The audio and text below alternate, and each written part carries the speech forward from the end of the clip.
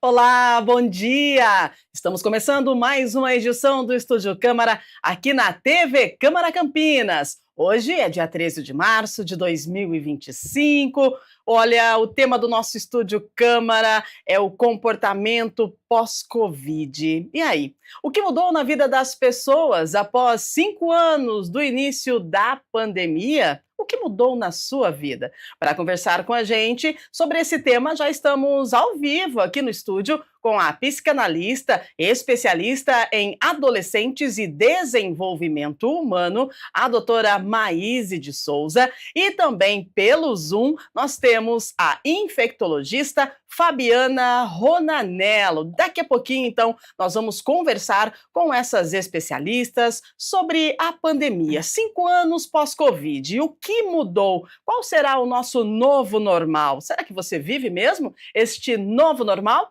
E você? Quer mandar para a gente a sua pergunta, a sua mensagem? O WhatsApp está na tela, 978293776. Enquanto você envia a sua mensagem, eu atualizo para você as notícias aqui da cidade de Campinas. Olha, Casa da Mulher Campineira firma parceria com o Sebrae e inaugura Telecentro, um termo de cooperação para a instalação do posto da Sebrae na Casa Campineira. Foi assinado, hein? A assinatura foi ontem e o Sebrae disponibilizará de consultorias e capacitações voltadas ao empreendedorismo feminino, incluindo temas como gestão de negócios, plano de negócios, viabilidade financeira, capacitação de recursos, precificação e inteligência emocional. A iniciativa busca fortalecer o papel da mulher no mercado de trabalho, incentivando a formalização de negócios e a independência financeira.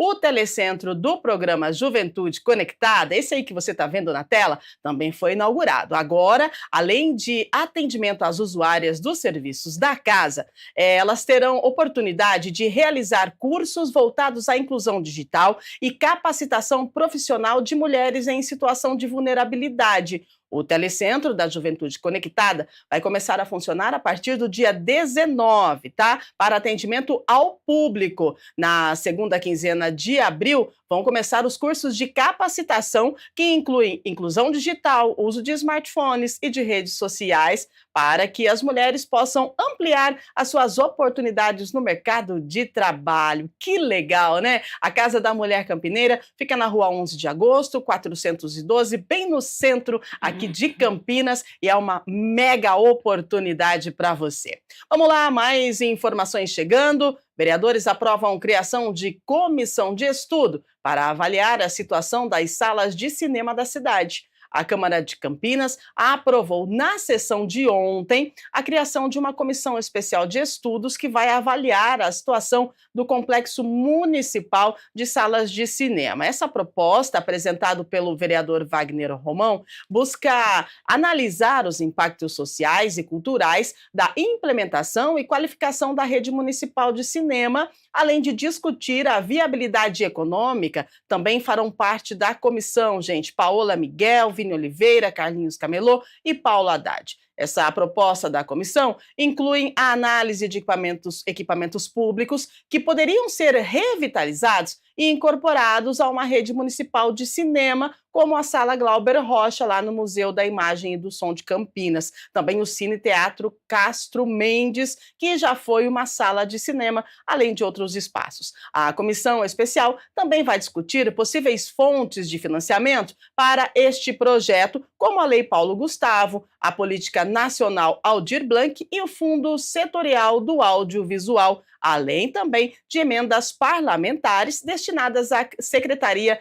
de Audiovisual do Ministério da Cultura. Composta por até 5 membros, a comissão especial tem o prazo de 180 dias para apresentar sugestões e contribuições sobre o tema. Previsão do tempo, hein? Como fica a quinta-feira aqui em Campinas? A gente sabe que na cidade de São Paulo, na capital, ontem, né, muito vento e uma das árvores mais antigas da cidade foi derrubada com a força dos ventos ontem em São Paulo. E aqui em Campinas, hoje, a previsão é de sol com algumas nuvens. Chove rápido durante o dia e à noite também, mínima de 20, máxima de 29 graus. Olha só, deu uma diminuída na temperatura, né? Máxima de 29, a gente pode esperar então uma sensação térmica aí de 32, 33. A gente espera então que o dia seja um pouco mais fresco, tá certo? Essa é a previsão do tempo para a cidade de Campinas. O WhatsApp está na tela, 978293776. Vamos lá, gente, olha, Estúdio Câmara hoje fala de Covid, né? Covid-19. No dia 11 de março do ano de 2020, a Organização Mundial da Saúde confirmou o início da pandemia de Covid.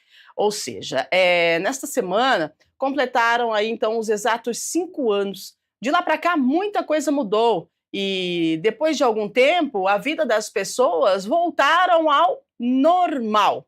Mas o normal nunca mais foi o mesmo após a pandemia. Por isso, aqui no Estúdio Câmara, nós vamos abordar hoje o comportamento pós-Covid, né? Comportamento sanitário e o comportamento social. O que mudou de lá para cá? A pandemia ajudou no crescimento ou na piora das doenças mentais? Vamos mostrar o quanto isso atingiu o amadurecimento das crianças e dos adolescentes, que deixaram de viver momentos importantes nos anos de pandemia, além de ouvir também uma infectologista para entender as questões sanitárias. Nós devemos seguir tomando vacinas? Quais preocupações temos que seguir? E agora, então, para responder todas essas perguntas, a gente recebe a psicanalista, especialista em adolescentes e desenvolvimento humano, a Maíse Martins de Souza. Bom dia, seja bem-vinda. Muito obrigada. Maravilha! E com a gente também, pelo Zoom, recebendo a infectologista Fabiana Ronanello. Doutora, bom dia, seja bem-vinda. Bom dia, obrigada. Maravilha! Então, gente, vamos iniciar falando deste tema que vai trazer algumas lembranças não tão boas, mas que a gente precisa relembrar para que a gente possa entender, né, o que nós devemos fazer para mudar e continuar mudando. E para saber se realmente nós estamos vivendo um novo normal. Nós temos um vídeo da TV Brasil que nós vamos exibir agora. Eu gostaria que você prestasse atenção neste vídeo e também nas palavras, né, que contém este vídeo. Vamos lá, produção? Pode colocar o vídeo no ar.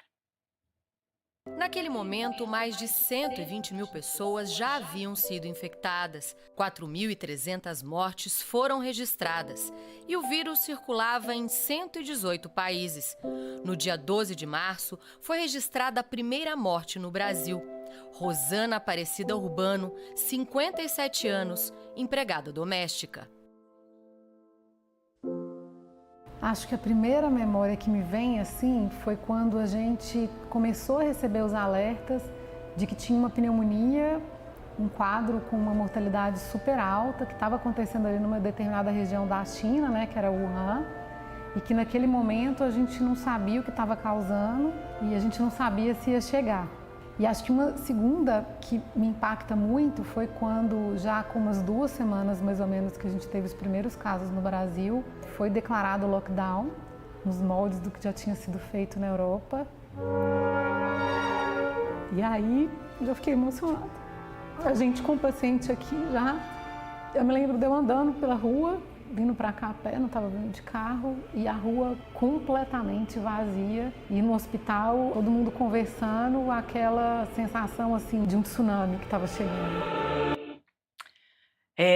Um tsunami que estava chegando, né? Nossa, chega e me arrepia, viu? Maíse, a doutora Fabiana, é um vídeo pequeno, com poucas palavras, mas que traz aí, nos arremete a uma lembrança que faz a gente parar para pensar nesse normal.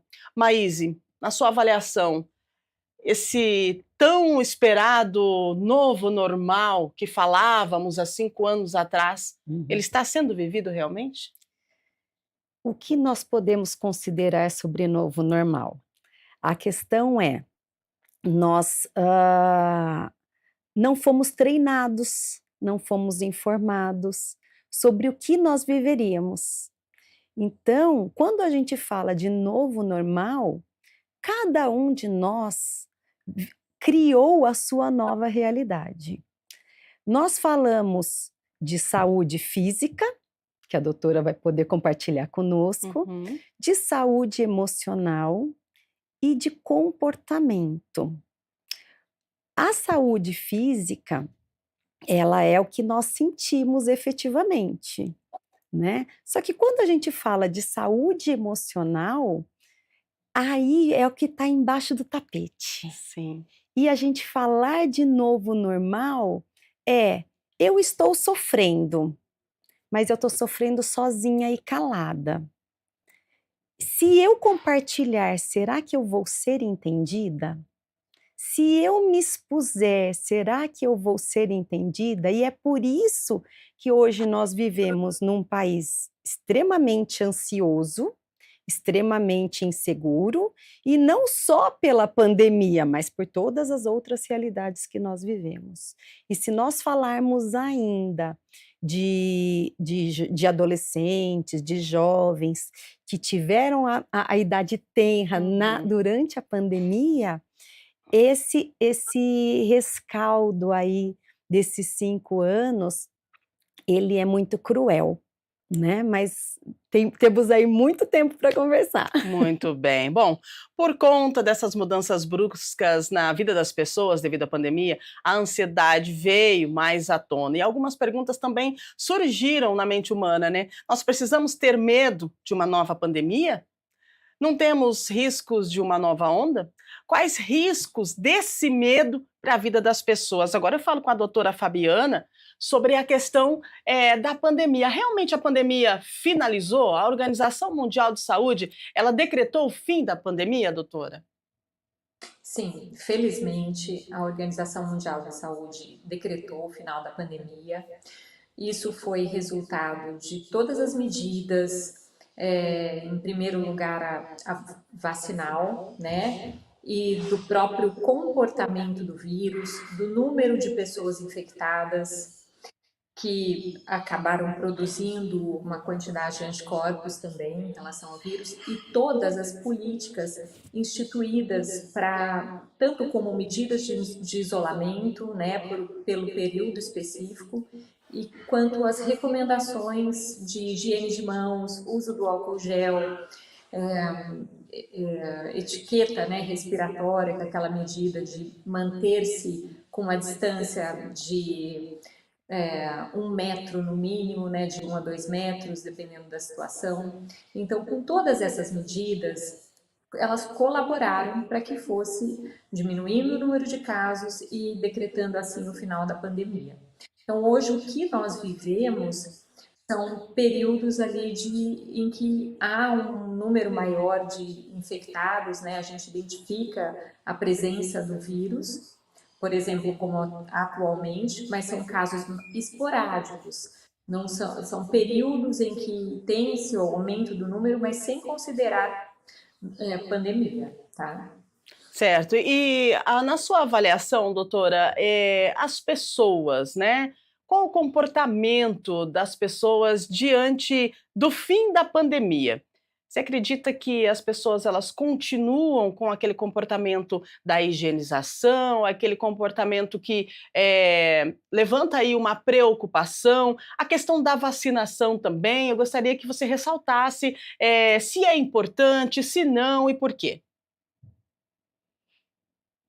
Infelizmente, né, temos 2 grupos, né, eu identifico muito isso na prática clínica, né, no trabalho ali em hospitais e tudo mais, que o comportamento ele se divide em 2 grupos. Por exemplo, as pessoas que ficaram com exageros, né, talvez ali preocupações excessivas, e as outras que não continuaram com os cuidados. Então, é muito comum, infelizmente, encontrarmos pessoas com sintomas respiratórios e que não se preocupam em transmitir para outras pessoas. Não tem o cuidado de colocar, por exemplo, a mão na frente, né, da boca para tossir, ou manter em ambiente arizado, ou fazer o tempo de isolamento que é o recomendado para quem está com o vírus positivo ou outros vírus respiratórios que sejam. Então, existem esses dois grupos distintos. É claro que assim, um número considerável de pessoas se conscientizou e levou isso para a vida, né? Porque foi um período bastante intenso, muito sofrido para uns, para a grande maioria, várias pessoas perderam entes queridos aí de suas famílias, então é inegável que tenhamos que mudar a conduta, né? Então, mas eu vejo muito prevalente esses dois grupos distintos, principalmente o que relaxou, né? Assim, não continuou com as mesmas medidas. Quando a gente fala desse relaxamento, né, nos acende aí um alerta de uma preocupação mediante a transmissão do vírus? Sim, eu me preocupo bastante com isso. Não que tenhamos uma nova pandemia, né? Mas as variações, as mutações virais, elas podem acontecer. E identificamos que as pessoas têm resistência em relação à vacina, muitas vezes. Então, isso tudo colabora para um aumento do número de casos. E as pessoas que acabam sofrendo mais com isso são os extremos de idade, as pessoas mais vulneráveis. Então, mesmo que não tenhamos um número bastante aumentado de casos, nós podemos ter prejuízos com isso. Então, aumento do número de internação, aumento de complicações, porque sabemos que os vírus respiratórios, sobretudo o Covid, traz complicações cardiovasculares, cognitivas e várias outras, né, que identificamos. Então, tudo isso traz prejuízo à saúde, tanto de pessoas que nos cercam, quanto de nós mesmos. Então, é uma preocupação, sim. As pessoas precisam se conscientizar. Importantíssima fala da nossa infectologista, a doutora Fabiana, falando sobre a conscientização e a preocupação, né, da transmissão. A pandemia, então, foi decretada finalizada pela Organização Mundial da Saúde, mas o vírus continua a circular entre nós. E isso nos arremete a uma preocupação, né, de estar passando adiante esse vírus da Covid. E isso só termina a partir do momento que você se conscientiza. Então, 5 anos pós-Covid, como está a sua consciência, né? Você tem se conscientizado? O que você tem feito para ficar atento a essa situação? Agora, falando das crianças e adolescentes, né? Essas crianças que estavam amadurecendo durante a pandemia, perderam momentos importantes da vida, que culminou aí com um atraso no amadurecimento deles, né? O que isso pode acarretar na vida dessas crianças, as crianças da pandemia, que daqui a alguns anos, né, são os adolescentes e os adultos do futuro, mas que foram impactados de uma forma negativa na pandemia de 5 anos atrás, doutora Maíse. Qual que é o impacto? Como que a senhora avalia, como que a doutora avalia essas crianças da pandemia em um futuro não tão distante? Bom, essas crianças, elas foram privadas de momentos muito importantes. Não só momentos fora de casa, de socialização, mas de dentro de casa. Porque a gente tem que imaginar que, com a preocupação e com o excesso de informações que nós tivemos e que eram fundamentais, nós diminuímos o abraço, diminuímos o beijo. Por quê? Porque nós tínhamos medo de infectá-los. E essa relação próxima entre família, ela foi perdida durante um tempo, inclusive em relação aos mais velhos. As pessoas mais velhas que não moravam, não residiam na mesma casa, eles ficaram longe dos seus netos, longe dos seus filhos, a família não se via, então o núcleo familiar ele foi muito prejudicado. E com isso, o que nós ensinamos para as nossas crianças? O novo normal foram as telas, foram os pais trabalhando intensamente, tentando se adequar, trabalhando em casa como home office, e as crianças ou nas telas das televisões, dos celulares, ou também tentando se adequar nos estudos virtuais aí, né? As escolas, os professores tentando se adequar. Então foi uma grande adequação. O que que isso gerou? O novo normal, o excesso de exposição a telas, e que nós temos visto grandes perdas cognitivas, grandes perdas de socialização, que são fundamentais na formação da personalidade.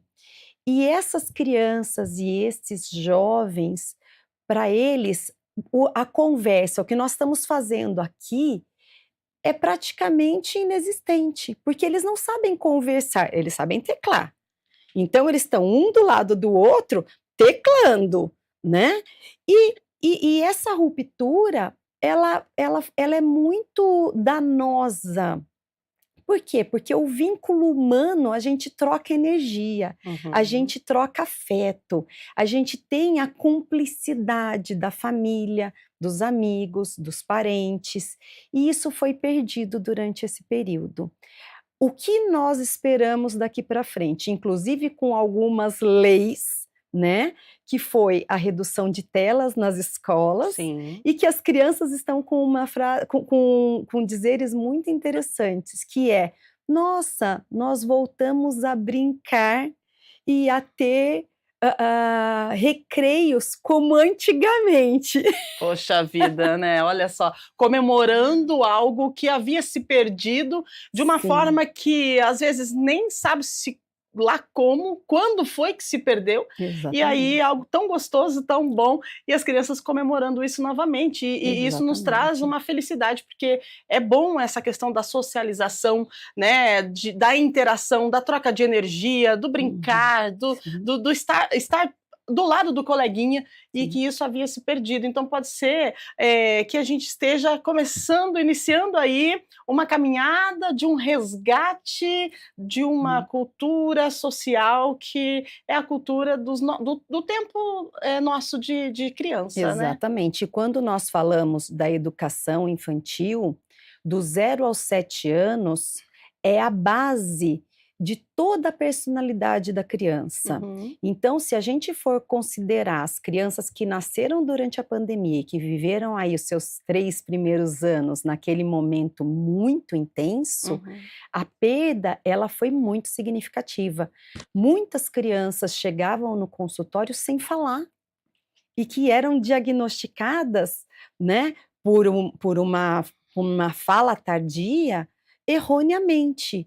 Por quê? Porque eles não podiam se expressar dentro de casa, porque os pais estavam trabalhando. Sim. Tinha uma energia de tensão no ar, né? E os estímulos, como andar de bicicleta, passear no parque, ir para o clube, tomar sol, essas coisas, elas não foram vivenciadas, e que elas são fundamentais. Quando a gente para analisar essa questão que a nossa psicanalista falou, né?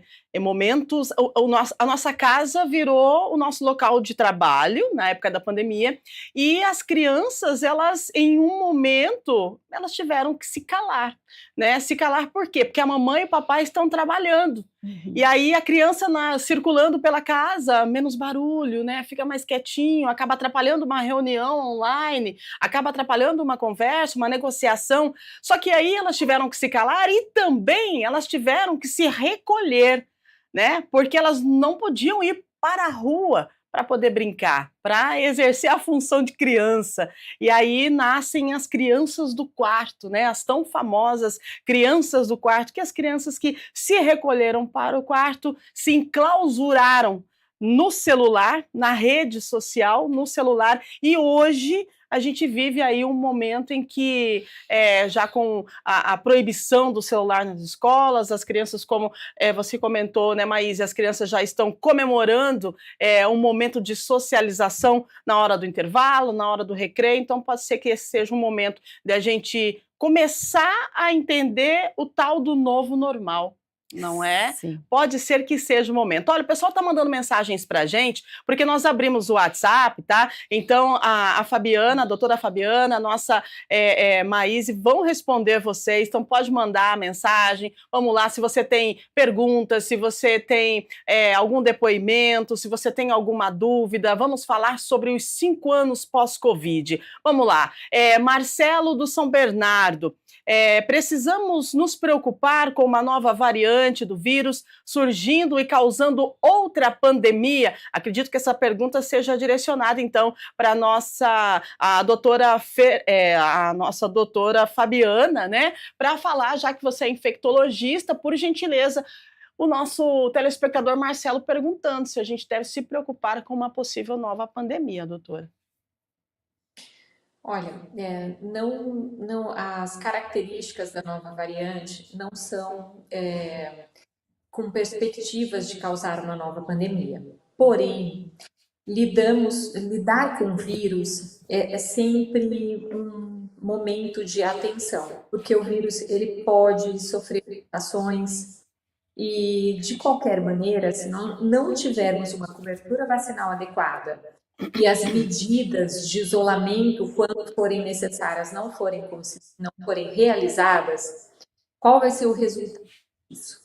Um aumento do número de casos, não a ponto de termos uma pandemia. Essa não é a previsão, não é a previsibilidade, mas podemos ter picos, aumentos no número de casos. É importante, é por isso que a gente fala sempre dos bons hábitos, né? Que a pandemia nos trouxe. A gente foi obrigado a se adequar e se educar referente aos hábitos de higiene. Então a gente precisa manter esses hábitos aí e deixa perdurar para o longo da nossa vida, né? Para que a gente possa ajudar também a diminuir essa questão aí da Covid-19, que é uma realidade e que circula entre nós. Na verdade, a gente precisa aprender a lidar com esse vírus que veio tão abruptamente e acabou retirando da gente muitas pessoas. Vamos lá, tem mais perguntas na tela pra gente, pessoal? Vamos lá? Vamos ver então. Carlos do Campo Grande, é normal ainda ter medo de aglomerações, mesmo depois de tanto tempo do fim da pandemia? Pois é, né? É normal. Você tem medo de aglomerações, Maíse? Eu não tenho medo de aglomerações, mas eu as evito. Entrou no protocolo, né? É normal ter medo de aglomerações ainda? É normal. É algo que ficou na nossa mente, pode ser um gatilho? Sim, sim, a gente trata isso como gatilho. A nossa mente, ela é formada, o nosso cérebro ele é formado de forma muito sábia e que quando a gente fala de medo, nós temos o modo de sobrevivência. E o nosso cérebro, ele utiliza um lugar muito específico que é o nosso sistema límbico. O nosso sistema límbico, ele é a parte mais antiga da formação do nosso cérebro. E esse sistema límbico, ele tem a função de nos manter vivos. Então, é o nosso modo de luta e de fuga. Quando nós entramos no processo de medo, nós estamos buscando a sobrevivência, concorda? E o que significa isso? Nós acionamos o nosso sistema límbico, esse sistema límbico, ele nos gera uma forma de dar forças no nosso organismo, colocando adrenalina, cortisol, hormônios que nos deem força imediata. E essa força, ela nos faz ter a sensação de sobrevivência. E isso nos leva à ansiedade. Então, quando a gente fala que o medo ele nos traz, é um sentimento que ele nos leva à ansiedade. E a ansiedade, ela pode nos travar, ela nos bloqueia, para que a gente evite entrar em exposições como este caso de aglomerações. E isso é gerado também pelos noticiários, pelas Uhum. excesso de notícias Sim. negativas, e a gente acaba buscando mais informações. Então, nas grandes aglomerações, você vai evitar justamente por isso. Se você colocar na sua mente e trazer para a consciência, isto é um medo ou isso é fato? Isso é algo que a gente tem que trabalhar constantemente, porque a gente acha que tudo que a gente pensa é real, mas não. Isso pode ser um sistema de segurança. É aquela travinha de segurança. Eu vou ter medo, eu vou evitar e eu não vou fazer. Só que isso acaba nos boicotando, né? Acaba nos limitando. Então, o que que você pode usar como estratégia? Tá com medo? Para, pensa. Isso é fato ou isso é um pensamento exclusivo meu? E aí a gente vai trabalhando isso ao longo da vida, para que não tenha essas travas constantes e que te limitem a ações que você gostaria de vivenciar. Por exemplo, ir em algum lugar que você gostava anteriormente da pandemia.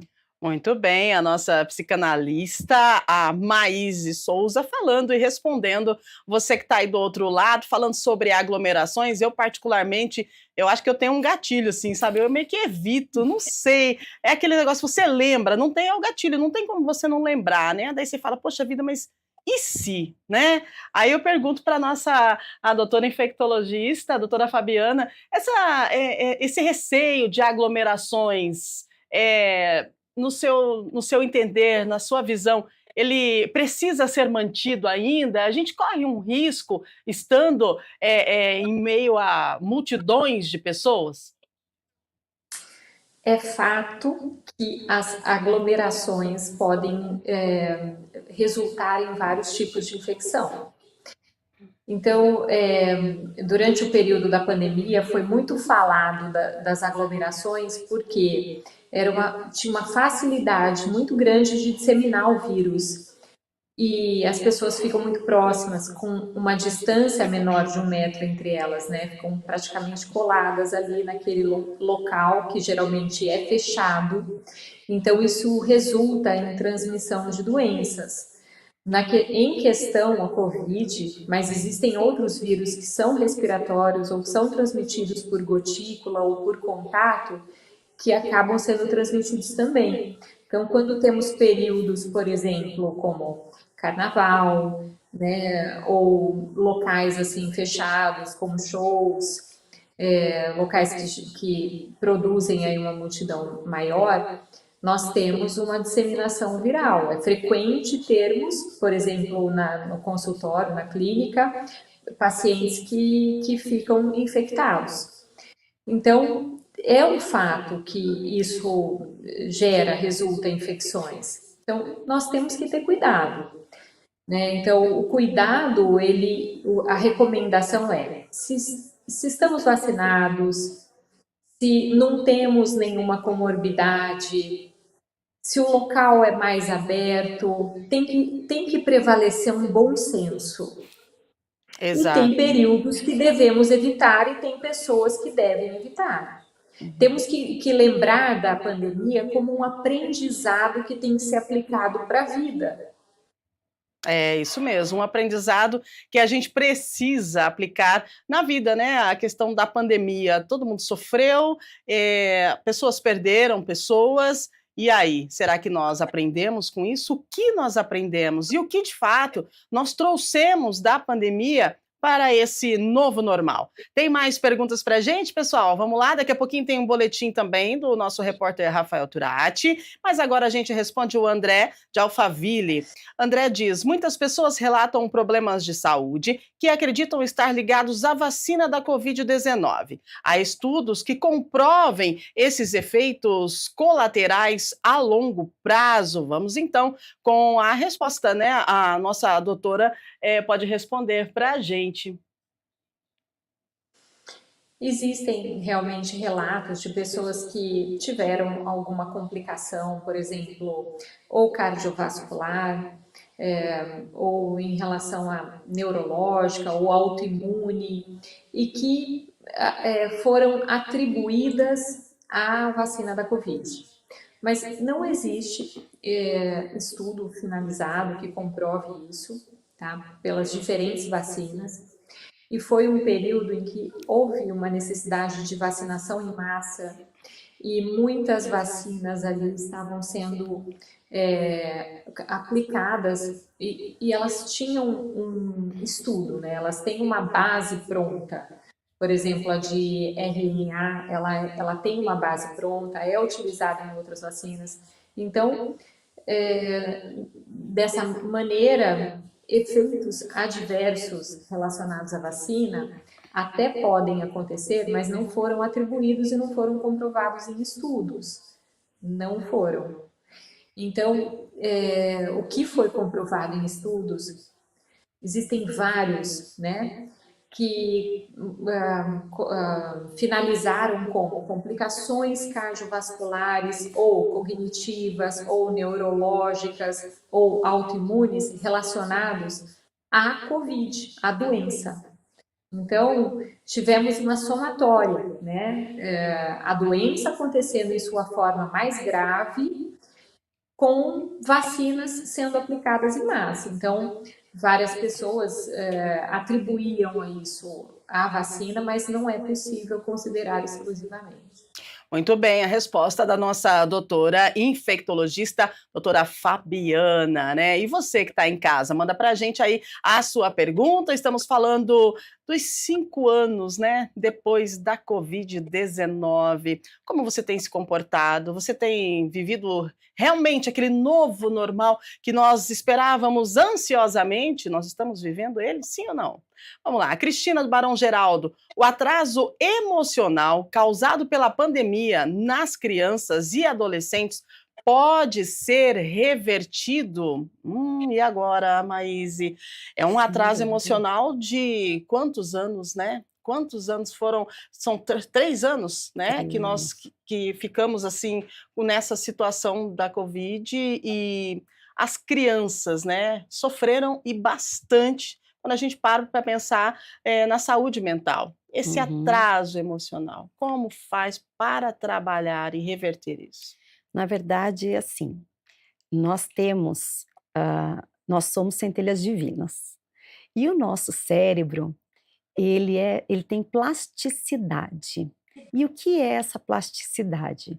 Nós nos adaptamos a esses 5 anos, né? E você fala sobre o novo normal. Se nós, pais, nos prepararmos para fazer essa retomada e trazer esse investimento emocional, tanto para nós, quanto para as nossas crianças, nós temos um elo de ganho para todos. Nós temos um núcleo familiar e muitas vezes muitos casamentos foram desfeitos, mas existem as pessoas, exceto as famílias que tiveram perdas. Aí nós temos que falar aí numa outra situação. Nós não estamos falando de famílias que tiveram traumas efetivos, mas de famílias que tiveram essa perda emocional.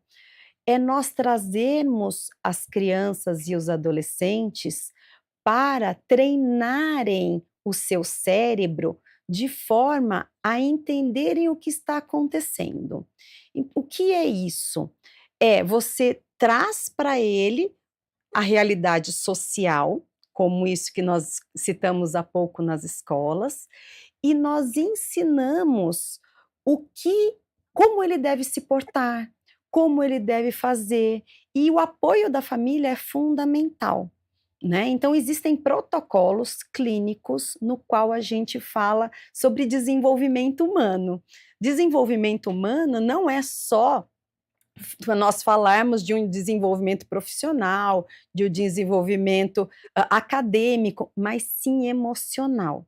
Se nós trabalharmos a questão emocional dessas crianças, desses jovens, fortalecendo a emoção, nós teremos um ganho, sim, e uma reversão dessa fragilidade emocional que nós estamos vivendo, que é pandêmica. Pandêmica, né? Literalmente pandêmica. Olha só, nós estamos com a doutora infectologista, aliás, nós estamos com a nossa psicanalista, estamos falando de saúde, né? E a saúde que a gente fala é a saúde mental, é a Covid-19, é algo que transformou as nossas vidas, algo que ninguém esperava. Eu nunca imaginei viver o que eu vivi nesses últimos anos aí, referente à pandemia da Covid, um lockdown, foi algo muito estranho. Eu me lembro que quando foi decretado o lockdown, eu fui ver minha mãe, que mora em outra cidade, e aí eu peguei o carro e fui 600 quilômetros e não tinha ninguém na estrada, então aquilo foi me dando uma ansiedade, uma coisa ruim e, poxa vida, será que é o fim da humanidade? Será que a gente vai conseguir sobreviver? E cá estamos nós, né?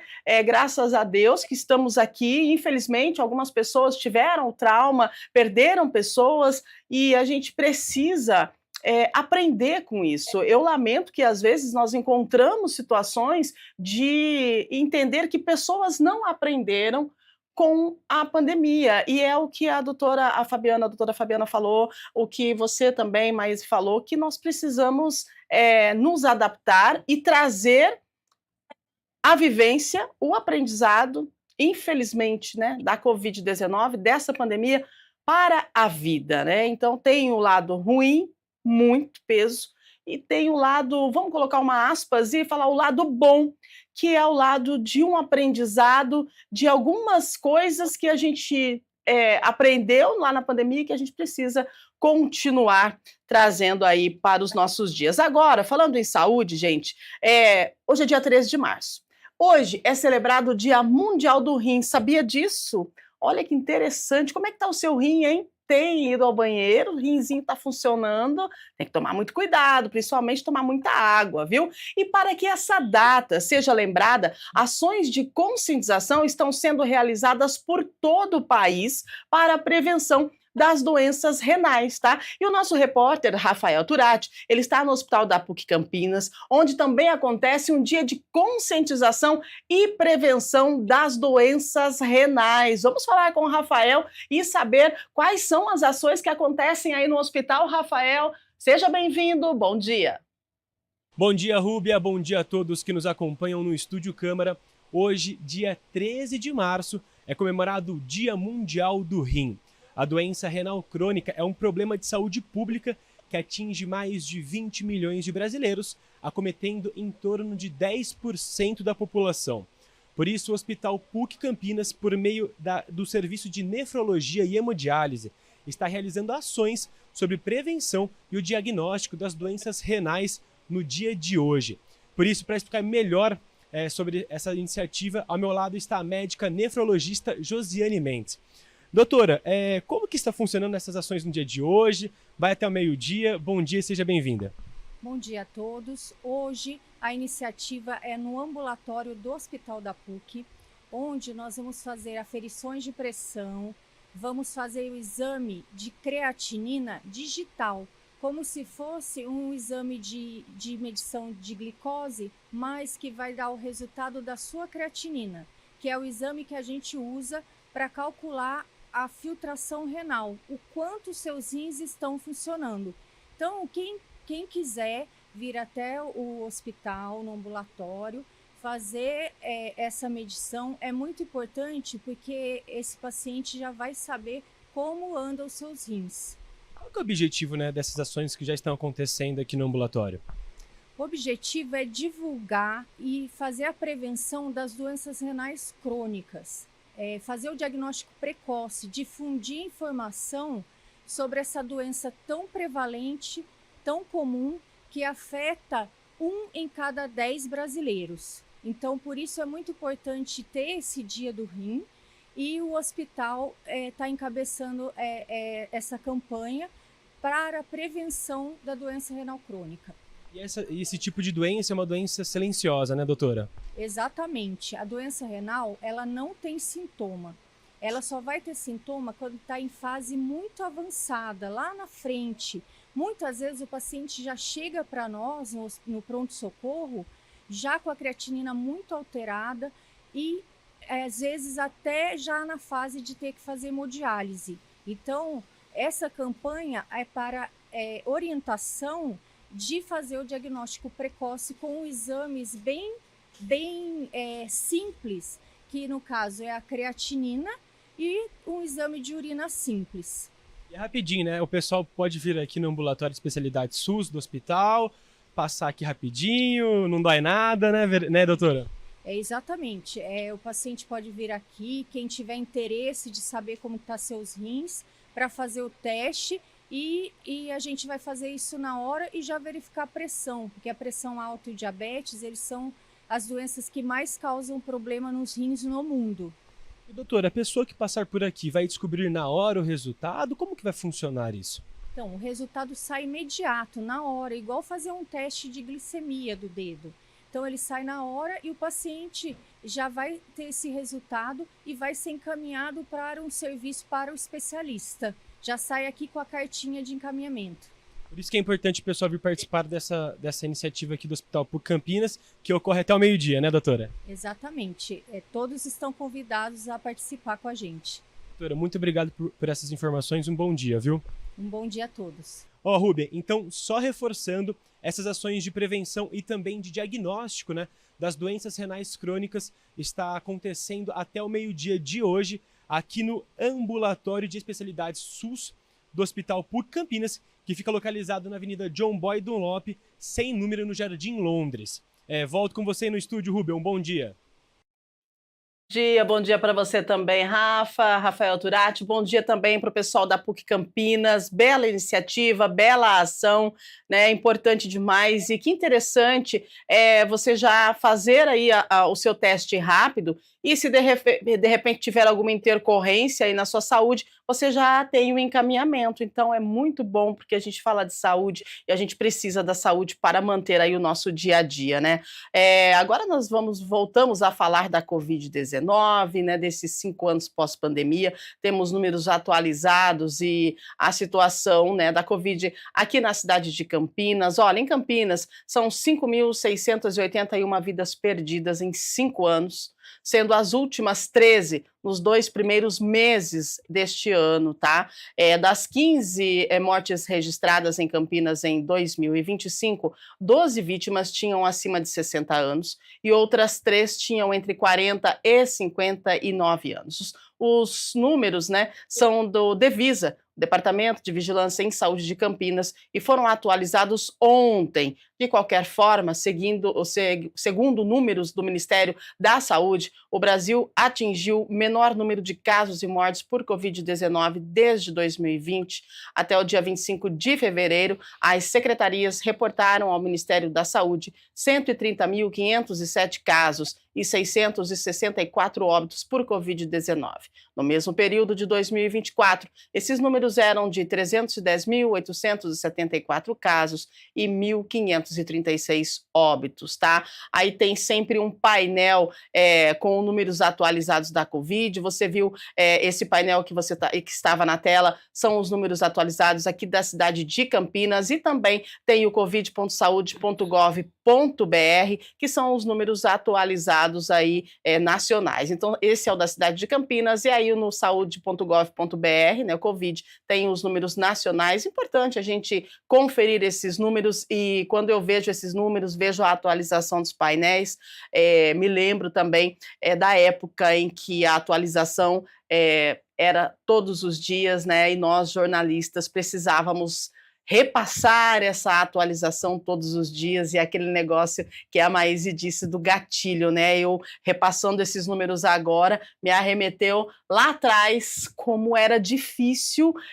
ver a linha crescente, né, da Covid todos os dias. Que impressionante. Eu vou falar um negócio para vocês, gente, eu não imaginava, mas realmente a gente fica aí com o tal do gatilho, porque eu me lembrei agora falando, né, conversando com você e repassando os números atualizados, a gente acaba, infelizmente, voltando atrás e tendo lembranças não tão boas, né, como foi difícil, mas é importante que a gente pegue todas as bagagens da pandemia, coloque nas costas e siga a vida utilizando a parte boa, né, dessa bagagem toda. E olha, no ano passado, a Câmara de Campinas prestou homenagens a profissionais da linha de frente no combate à pandemia da Covid.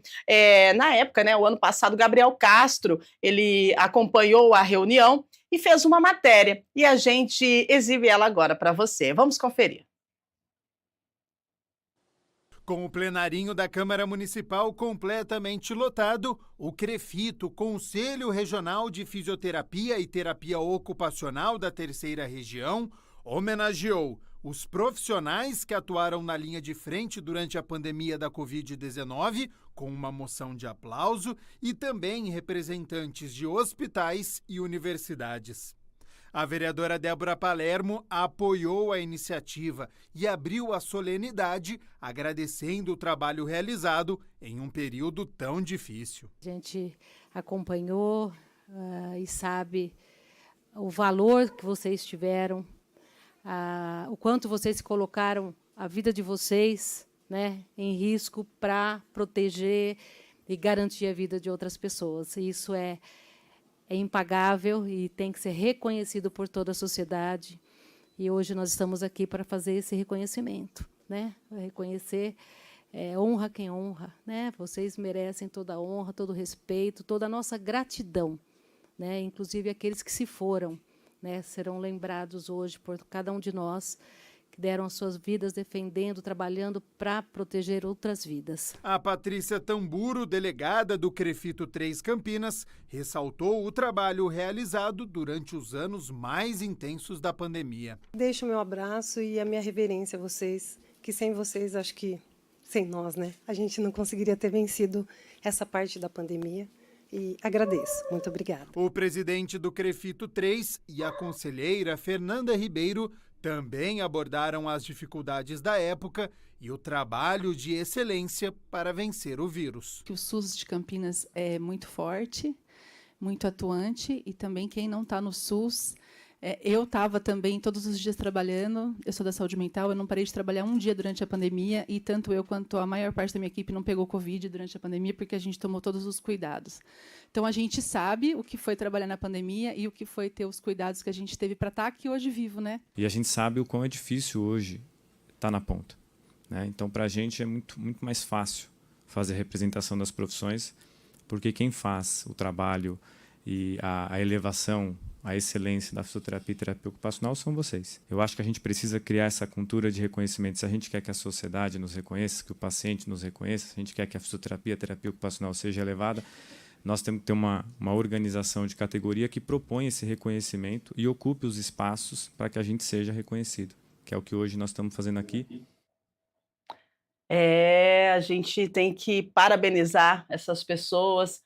Doutora Fabiana, infectologista também, acredito que esteve na linha de frente, né? Gostaria que você falasse para a gente um pouco sobre como que foi viver nesse momento. Se você imaginava que ia acontecer uma pandemia dessa grandiosidade aqui no Brasil e no mundo, né? Você sendo infectologista, trabalhando frente a frente aí com vírus, sabendo, entendendo, e mesmo assim tendo que enfrentar todos os dias e buscar salvar pessoas. Então, como que foi para você?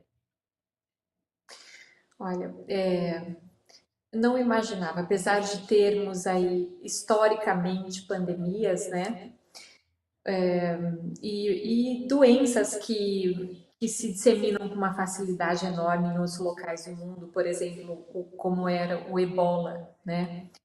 Mas eu não imaginava que vivenciar uma pandemia, como foi principalmente.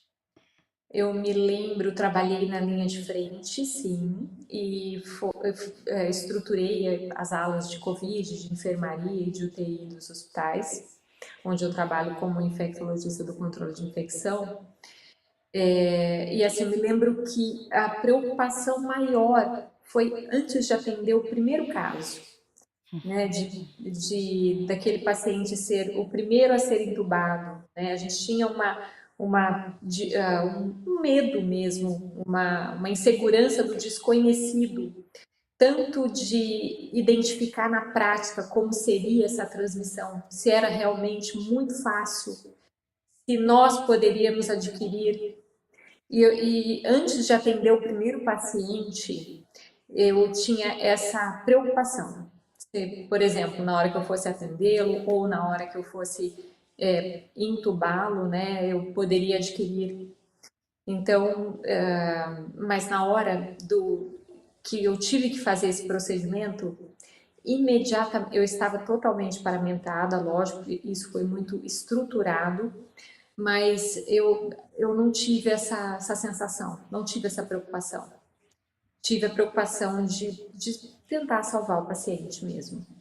E isso é algo que até me toca, assim, me emociona quando falo, porque nós vivemos um período que é impossível de explicar o quanto foi novo, o quanto foi delicado, o quanto foi difícil, o quanto tivemos que lidar com várias situações ali extremas.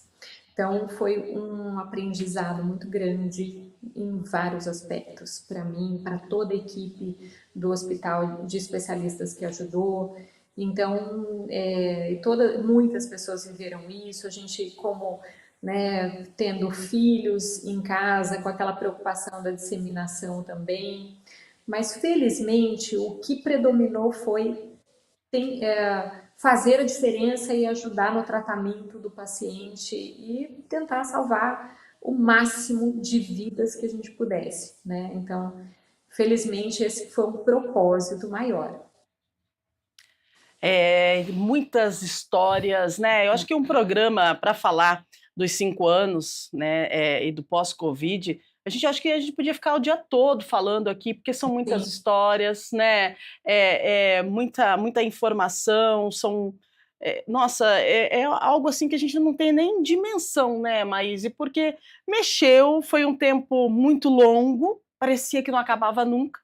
Mexeu com o psicológico, mexeu com a saúde, mexeu com o profissional, mexeu com a economia, mexeu com tanta coisa e a gente não consegue mencionar em 1 hora nem 1% do que foi a pandemia da Covid e o que está sendo esse pós-pandemia, né? Então, agora 9h03, a gente tem 3 minutos para entregar o programa, então eu gostaria, Maíse, que você falasse para a gente como que a gente deve trabalhar os nossos pensamentos, como que nós devemos seguir com esse novo normal, para quem teve perdas na família, né, para quem teve algumas sequelas que ficaram pós-pandemia, e para quem está saudável, mas que, infelizmente, a saúde saudável, digo o corpo físico, mas a saúde mental, porque, vamos lá, eu não sou especialista em saúde mental, mas eu posso analisar e entender que a saúde mental de 99,9% das pessoas que viveram a pandemia foi afetada. Então, isso é muito, muito coerente, essa sua posição. O que é importante é nós não subjulgarmos aquilo que a gente está sentindo. E não subjugarmos aquilo que as pessoas à nossa volta estão sentindo. Porque se nós temos emoções, por exemplo, vou dar um exemplo. Eu, Maíse, ao ver esses filmes e ao ouvir a doutora Fabiana falando, me remeteu tudo aquilo que a gente viveu nos últimos 5 anos. Ver os números de perdas e de infectados me remeteu. E a gente acha que a gente está curado. Não, são gatilhos. Então, quando a gente conversa a respeito e a gente traz à tona, e eu gosto muito de usar uma palavra que é a consciência, a gente tira debaixo do tapete aquilo que a gente acha que está resolvido e traz para a mesa da sala para a gente conversar. Quando a gente faz isso entre amigos, entre familiares, isso acaba sendo terapêutico, entre aspas. Mas quando a gente leva para um profissional que pode utilizar ferramentas e te ensinar ferramentas a viver de uma forma mais leve, a ressignificar esses pensamentos, a trazer para a sociedade. Porque se eu mudo dentro de mim, eu mudo à volta, eu contagio a minha volta próxima e cada um contagia de uma forma mais abrangente. E isso é um fator transformador. O que a gente tem que considerar é que nós vivemos em um país onde nós somos o país número 1 em ansiedade. E nós temos que começar dentro de casa. As nossas crianças e os nossos adolescentes estão sofrendo severamente. Muito pela Covid, muito pelos rescaldos da Covid, esses novos hábitos, o que não foi ensinado, né? Não foi ensinado a tomar sol, não foi ensinado a andar de bicicleta, a curtir a natureza, que isso é saúde. Então, nós temos que retomar e trazer para mais perto essa realidade, para dentro de casa. Muito bem. A nossa psicanalista, né, a Maíse, muito obrigada pela sua participação, Obrigada a você, tá? Rúbia. Muito bom trazer essas informações e essas palavras para a gente. É um momento que a gente, às vezes, nem para pensar, mas são 5 anos pós-Covid, né? Doutora Fabiana, por gentileza, suas considerações finais. Quero agradecer a sua participação. Infelizmente, a gente já está com o tempo estourando. Eu queria muito continuar conversando, mas a gente precisa entregar. Então, gratidão pela sua profissão, pelo seu profissionalismo e também pela sua participação com a gente aqui no programa. Eu agradeço muito. Também considero muito importante todos esses assuntos abordados hoje aqui e pararmos para pensar, né, para ponderar aí o resultado de tudo isso e a maneira como enfrentaremos, né, como continuaremos. E a minha recomendação é que as pessoas mantenham a consciência, mantenham cuidados, não precisam ser exagerados, mas precisam ser realizados. E agradeço pela oportunidade também de estar aqui, pelo convite, pelo um assunto tão importante assim. Muito bem. A nossa infectologista, a doutora Fabiana Ronanello. Também recebemos aqui a Maíse de Souza, a Maíse que é psicanalista. E você que está aí do outro lado, foi tão bom conversar contigo. Maravilha, muito obrigada pela sua audiência e pela sua companhia. Daqui a pouquinho, 10h30, tem audiência, né? A 6ª audiência pública no plenário da Câmara de Campinas. Você pode acompanhar a 6ª audiência pública ao vivo aqui na TV Câmara Campinas, combinado? E é o seguinte, gente, amanhã nós vamos falar de um tema diferente, a adultescência. O que é isso? Um adulto que não cresceu? É isso mesmo, gente. Programa desta sexta-feira, vamos falar de adultescência. Esse tema que está em alta no Brasil nos últimos anos. A adultescência ocorre quando uma pessoa já passou pela infância e pela adolescência, cronologicamente falando, mas não amadureceu emocionalmente. De forma simples, é uma mistura de um adulto com uma mentalidade de adolescente. E esse é o nosso tema de amanhã. Então, conto com a sua audiência, com a sua companhia. Vamos encerrando, então, entregando o nosso Estúdio Câmara, agradecendo as nossas convidadas, agradecendo você que está aí do outro lado, desejando uma ótima quinta-feira para você. E amanhã temos encontro marcado aqui na TV Câmara Campinas a partir das 8 da manhã. Não esqueça, audiência pública hoje, daqui a pouquinho às 10h30. Depois, meio-dia, tem o Câmara Notícia, trazendo informações do Legislativo Campineiro e também da nossa metrópole. Continue ligado com a gente aqui na TV Câmara Campinas. Beijo grande, a gente sempre se vê por aqui. Tchau, tchau. Excelente dia. Obrigada, meninas. Obrigada, valeu. valeu.